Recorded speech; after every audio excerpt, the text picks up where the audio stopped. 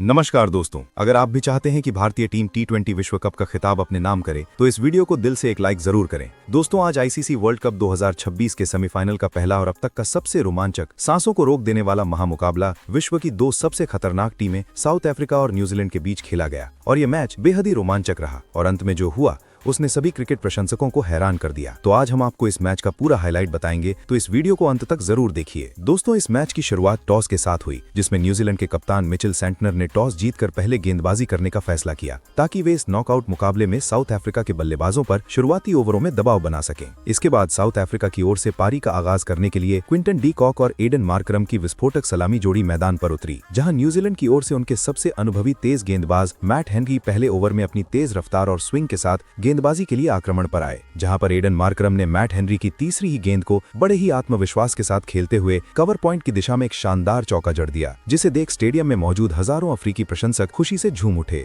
और इस शॉट से मार्करम ने अपने आक्रामक इरादे पूरी तरह जाहिर कर दिए। साउथ अफ्रीका की बल्लेबाजी आज कलकत्ता के ईडन गार्डन क्रिकेट स्टेडियम की उस ऐतिहासिक पिच पर एक अलग ही आक्रामक स्तर पर चल रही थी, जहां पर अफ्रीकी टीम के विस्फोटक और सलामी बल्लेबाज क्विंटन डी कॉक ने भी क्रीज पर कदम रखते ही न्यूजीलैंड के गेंदबाजों की अच्छे से खबर लेना शुरू कर दिया और उनके आत्मविश्वास को पूरी तरह से चकनाचूर करते हुए मैच के चौथे ओवर में गेंदबाजी पर आए लॉकी फर्ग्यूसन के ओवर में पहले मिड विकेट और फिर कवर बाउंड्री के ऊपर से दो लगातार छक्के जड़ दिए, जबकि दूसरे छोर से एडन मार्करम भी अपने आक्रामक रुख अपनाते हुए दोबारा गेंदबाजी पर आए मैट हेनरी के ओवर में ताबड़तोड़ बल्लेबाजी करते हुए मात्र 28 गेंदों पर अपना ऐतिहासिक अर्धशतक पूरा कर लिया। इस ताबड़तोड़ बल्लेबाजी के साथ ही मार्करम ने अपने बेहतरीन फॉर्म को जारी रखा और वो अपनी इस शानदार पारी को और भी आक्रामक स्तर पर ले गए, जिसके बाद वो 37 गेंदों पर 62 रनों की एक ताबड़तोड़ पारी खेलकर आउट हो गए। उनकी इस आतिशी पारी में 3 कड़क चौके और 2 गगनचुंबी छक्के शामिल थे, जिससे स्टेडियम में मौजूद हजारों प्रशंसकों का जोश 7वें आसमान पर पहुंच गया था। मार्करम के आउट होने के बाद न्यूजीलैंड की टीम को लगा कि अब शायद रनों की रफ्तार थोड़ी कम होगी, लेकिन तभी मिडिल ऑर्डर बल्लेबाज रियान रिकल्टन क्रीज पर आए और उन्होंने आते ही न्यूजीलैंड के गेंदबाजों पर कोई भी रहम नहीं दिखाया और क्रीज पर आते ही अपने आक्रामक इरादे पूरी तरह जाहिर कर दिए। रियान रिकल्टन ने विस्फोटक बल्लेबाज क्विंटन डी कॉक के साथ मिलकर एक महत्वपूर्ण साझेदारी बुनी, जिसने न्यूजीलैंड के कप्तान को गेंदबाजी में बार बार बदलाव करने पर मजबूर कर दिया, लेकिन इसके बाद भी स्कोर बोर्ड तेजी से आगे बढ़ रहा था और इन दोनों ही बल्लेबाजों ने मिलकर टीम के स्कोर को बहुत ही कम समय में 100 रनों के एक मनोवैज्ञानिक आंकड़े के पार पहुंचा दिया, जहां पर खेल के 12वें ओवर में क्विंटन डी कॉक अपना एक बहुमूल्य विकेट गंवा बैठे। डी कॉक ने अपनी इस शानदार पारी के दौरान अपने आक्रामक बल्लेबाजी का प्रदर्शन करते हुए 32 गेंदों पर 42 रनों की एक बहुत ही महत्वपूर्ण पारी खेलकर आउट हो गए। उनकी इस शानदार और सूझबूझ भरी पारी में 3 कड़क चौके और 2 गगनचुंबी छक्के शामिल थे, जिससे साउथ अफ्रीका की टीम एक बहुत ही मजबूत स्थिति में पहुंच चुकी थी, जहां से एक विशाल स्कोर की नींव पूरी तरह से रखी जा चुकी थी। ईडन गार्डन की इस गर्मी के बीच एडन मार्करम और रियान रिकल्टन की इस जुगलबंदी ने न्यूजीलैंड की गेंदबाजी आक्रमण की हर रणनीति को पूरी तरह से विफल साबित कर दिया था और स्टेडियम साउथ अफ्रीकी प्रशंसकों के नारों से पूरी तरह गूंज उठा था। अफ्रीकी पारी के अंतिम ओवरों में जब रनों की बारिश अपनी चरम सीमा पर पहुंच चुकी थी, तब सलामी बल्लेबाज रियान रिकल्टन और नए बल्लेबाज के रूप में आए डिवॉल्ट ब्रेविश की जोड़ी ने मैदान में कदम रखा और इन दोनों ही बल्लेबाजों ने मिलकर न्यूजीलैंड के गेंदबाजों पर मैदान के हर कोने में बाउंड्री की बौछार करना शुरू कर दिया, जिसे देखकर विपक्षी टीम के कप्तान और गेंदबाजों के हौसले पूरी तरह पस्त और धराशायी हो गए। स्टेडियम का तापमान अब क्रिकेट के रोमांच से उबल रहा था, क्योंकि रिकल्टन और ब्रेविश की इस जोड़ी ने रनों की रफ्तार को एक ऐसी ऊंचाई पर पहुंचा दिया था जहां से न्यूजीलैंड की वापसी की कोई गुंजाइश नहीं बची थी। साउथ अफ्रीका की पारी का सबसे खतरनाक और दर्शकों के रोंगटे खड़े कर देने वाला वो ऐतिहासिक मोड़ खेल के 18वें ओवर में आया, जब कोलकाता के ईडन गार्डन स्टेडियम का पूरा माहौल क्रिकेट के रोमांच से भर चुका था।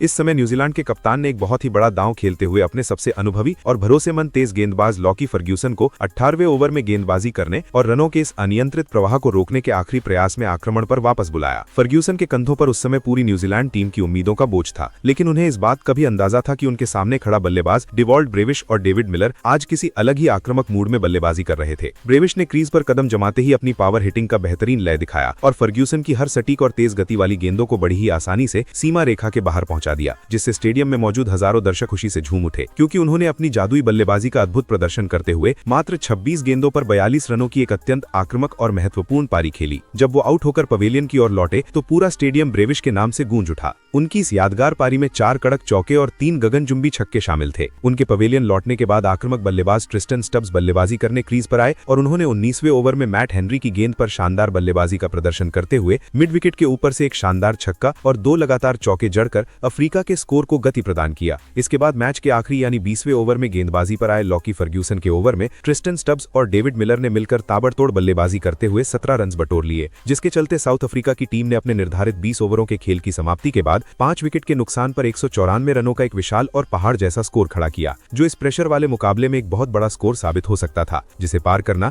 न्यूजीलैंड के लिए किसी चमत्कार से कम नहीं होने वाला था। स्टब्स और मिलर ने अपनी इस छोटी मगर विस्फोटक पारी के दौरान 24 गेंदों पर 46 रनों की एक ताबड़तोड़ पारी खेलकर नाबाद पवेलियन लौटे। उनकी इस पारी ने साउथ अफ्रीका के स्कोर को उस मनोवैज्ञानिक स्कोर तक पहुंचा दिया जहां से न्यूजीलैंड की टीम अब पूरी तरह से दबाव के नीचे दब चुकी थी और उनके चेहरे पर सेमीफाइनल से बाहर होने का डर साफ नजर आने लगा था। ईडन गार्डन स्टेडियम की रोशनी के बीच जब 195 रनों के इस विशाल और लगभग नामुमकिन जैसे दिखने वाले लक्ष्य का पीछा करने के लिए न्यूजीलैंड की सलामी जोड़ी टिम साइफर्ड और फिन एलन मैदान में उतरी तो उन्होंने अपनी बल्लेबाजी से न केवल साउथ अफ्रीका को बल्कि स्टेडियम में मौजूद हजारों क्रिकेट प्रशंसकों को पूरी तरह से हैरान कर दिया। अफ्रीका की ओर से गेंदबाजी की शुरुआत करने के लिए कगिसो रबाडा पहले ओवर में अपनी तेज रफ्तार और सटीक लाइन लेंथ के साथ गेंदबाजी के लिए आक्रमण पर आए, लेकिन न्यूजीलैंड के ओपनर्स के इरादे कुछ और ही थे और उन्होंने रबाडा की तेज गेंदों के खिलाफ बहुत ही निडर और आक्रामक होकर बल्लेबाजी करना शुरू कर दिया। इन दोनों ही बल्लेबाजों ने साउथ अफ्रीकी तेज गेंदबाजों की रफ्तार और स्विंग का डटकर सामना किया और पावर प्ले का भरपूर फायदा उठाते हुए स्कोर बोर्ड को तेजी से चलाना जारी रखा। जानलुंगी एंगिडी चौथे ओवर में विपक्षी बल्लेबाजों को पवेलियन भेजने के इरादे के साथ आक्रमण पर आए, जहां पर इस ओवर की दूसरी ही गेंद पर एंगिडी ने बेहतरीन लय में बल्लेबाजी कर रहे फिन एलन को एक स्लूअर 1 गेंद पर आउट कर पवेलियन भेज दिया। इसके बाद साउथ अफ्रीका की ओर से पावर प्ले का अंतिम ओवर डालने के लिए मार्को यानसेन गेंद लेकर आक्रमण पर आए, जहां इस ओवर में टिम साइफर्ड और रचिन रविंद्र ने शानदार बल्लेबाजी करते हुए 14 रन बटोर लिए और इसके चलते पावर प्ले के समाप्ति के बाद न्यूजीलैंड का स्कोर 1 विकेट के नुकसान पर 59 रन तक पहुंच गया था। और इसके बाद इन दोनों ही बल्लेबाजों ने पावर प्ले के समाप्त होने के बाद भी अपनी आक्रामकता को कम नहीं होने दिया और साउथ अफ्रीकी आक्रमण के खिलाफ रन बटोरना जारी रखा, जहां 10 ओवरों के खेल की समाप्ति तक न्यूजीलैंड की टीम ने 89 रनों का एक बहुत ही शानदार स्कोर बना दिया था। इस समय क्रीज पर रचिन रविंद्र 32 रन पर नाबाद थे, जबकि ग्लेन फिलिप्स 22 रन पर नाबाद रहकर अफ्रीकी गेंदबाजों के लिए एक बड़ी चुनौती बने हुए थे, जिससे मैच में रोमांच अपने चरम पर पहुंच गया था। ईडन गार्डन स्टेडियम में मौजूद हजारों अफ्रीकी प्रशंसक जो अब तक अपनी टीम की जीत सुनिश्चित मान रहे थे, वे अब पूरी तरह से खामोश और शांत हो गए थे, क्योंकि न्यूजीलैंड की ये जोड़ी एक बहुत बड़े उलटफेर की उम्मीद जगा रही थी। मैच के इस नाजुक मोड़ पर जब अफ्रीकी खेमे में बेचैनी हो रही थी, तब कप्तान एडन मार्करम ने अपनी कप्तानी का शानदार परिचय देते हुए अपने जादुई स्पिनर केशव महाराज को आक्रमण पर दोबारा लगाने का फैसला किया, जहां पर महाराज ने 13वें ओवर में अपनी शानदार स्पिन गेंदबाजी के साथ आक्रमण पर तैनात हुए और उन्होंने अपने ओवर की तीसरी ही गेंद पर शानदार लय में दिख रहे रचिन रविंद्र को पूरी तरह चकमा देते हुए कैच आउट करवा दिया, जिसके चलते रचिन रविंद्र केशव महाराज की गेंद पर एक बड़ा शॉट खेलने के प्रयास में 32 गेंदों पर 42 रनों की एक जुझारू पारी खेलकर आउट हो गए। उनकी इस पारी में 3 शानदार चौके और 2 गगनचुंबी छक्के शामिल थी, जिसने न्यूजीलैंड को एक बेहतरीन शुरुआत दिलाई थी। रचिन रविंद्र के पवेलियन लौटते ही न्यूजीलैंड की टीम के आत्मविश्वास में कमी आ गई और उनकी पारी लड़खड़ाने लगी। साउथ अफ्रीकी गेंदबाजों ने अब मैच पर अपना पूरा नियंत्रण बना लिया था और रनों की रफ्तार पर पूरी तरह अंकुश लगा दिया था, जहां जॉर्ग लिंडे 14th ओवर में अपनी सटीक स्पिन गेंदबाजी और नियंत्रण के साथ आक्रमण पर आए, जहां पर लिंडे ने अपनी चतुराई भरी गेंदबाजी से एक और सेट बल्लेबाज ग्लेन फिलिप्स को भी अपनी फिरकी के जाल में फंसा लिया और उन्हें पवेलियन की राह दिखा दी, जिससे ग्लेन फिलिप्स एक बड़ा शॉट खेलने के प्रयास में 22 गेंदों पर 32 रनों की एक शानदार और महत्वपूर्ण पारी खेलकर आउट हो गए। उनकी इस पारी में 3 चौके और 1 छक्का शामिल था। न्यूजीलैंड की टीम अब पूरी तरह बैकफुट पर आ चुकी थी और अफ्रीकी टीम अब अपनी जीत के लिए पूरी तरह तैयार नजर आ रही थी। कोलकाता के ईडन गार्डन स्टेडियम की पिच पर खेल जैसे जैसे आगे बढ़ा, न्यूजीलैंड का मध्यक्रम साउथ अफ्रीकी आक्रमण के सामने पूरी तरह से लाचार और असहाय नजर आने लगा, जहां रनों की रफ्तार पूरी तरह से थम गई और विकेटों के गिरने का सिलसिला शुरू हो गया, जिसने न्यूजीलैंड के प्रशंसकों की उम्मीदों पर भी पानी फेर दिया। अफ्रीकी spinner Keshav Maharaj 16th over में दोबारा गेंदबाजी करने एक बार फिर आक्रमण पर आए, जहां पर उन्होंने अपने पहली ही गेंद पर बल्लेबाजों को दबाव में डाल दिया। महाराज ने अपनी चतुराई भरी स्पिन गेंदबाजी का बेहतरीन इस्तेमाल करते हुए खतरनाक दिख रहे बल्लेबाज मार्क चैपमैन को अपनी जाल में फंसा लिया और उन्हें पवेलियन की राह दिखा दी, जिसके चलते चैपमैन एक बड़ा शॉट खेलने के प्रयास में 16 गेंदों पर 26 रनों की पारी खेलकर आउट हो गए। उनकी इस पारी में केवल 1 चौका और 1 लंबा छक्का शामिल था। न्यूजीलैंड की पूरी टीम अब साउथ अफ्रीकी टीम के दबाव को झेल नहीं पाई और उनके निचले क्रम के बल्लेबाजों के पास अफ्रीकी स्पिनरों का कोई जवाब नहीं था। साउथ अफ्रीका की गेंदबाज अब पूरी तरह से हावी हो चुके थे, जिसके बाद मैच के अंतिम क्षणों में न्यूजीलैंड की पूरी टीम ताश के पत्तों की तरह बिखरते हुए अपने 20 ओवरों के खेल की समाप्ति के बाद केवल 175 रनों के स्कोर तक ही पहुंच पाई, जहां मिचेल सैंटनर 24 रन पर नाबाद रहकर केवल दूसरे छोर से विकेटों का गिरना देखते रह गए और इसके चलते साउथ अफ्रीका की टीम ने सेमीफाइनल पहले मुकाबले को 19 रनों के एक बड़े अंतर से जीत लिया और इस जीत के साथ ही साउथ अफ्रीका की टीम T20 विश्व कप के फाइनल में पहुंच चुकी है। तो दोस्तों, आपको क्या लगता है, क्या भारतीय टीम T20 विश्व कप के फाइनल में पहुंच पाएगी? अपनी कीमती राय कमेंट बॉक्स में जरूर दें और अगर आपको भी T20 विश्व कप का ये रोमांचक मुकाबला पसंद आया हो तो इस वीडियो को लाइक और चैनल को सब्सक्राइब जरूर कीजिए। धन्यवाद।